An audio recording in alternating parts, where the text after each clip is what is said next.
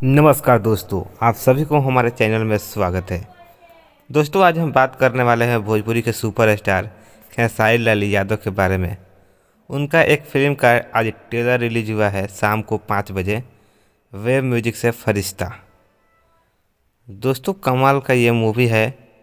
Trailer देखकर आप तो रो ही देंगे और जिन लोग भाई लोग ने देख लिए होंगे वो सच में रो दिए होंगे। ट्रेलर मतलब बहुत ही खतरनाक है और फिल्म बहुत ही खतरनाक है। अभी तो संघर्ष 2 का ट्रेलर भी रिलीज नहीं हुआ है, तब तक फरिश्ता का ट्रेलर रिलीज हो गया और बहुत ही इमोशनल और बहुत ही पारिवारिक फिल्म है। इस फिल्म को काफ़ी ज़्यादा प्यार मिलेगा क्योंकि इस फिल्म में बहुत ही दर्द भरा कहानी है और गरीबी कहानी है और खेसारी लाल यादव का बहुत ही इसमें अद्भुत अलग नज़र में इनका लुक नज़र आएगा। आप सब देख सकते हैं होम पेज पर फोटो खेसारी लाल यादव का। मतलब कि भोजपुरी इंडस्ट्री में खेसारी लाल यादव ने भोजपुरी को पूरा बदल के रख दिया है।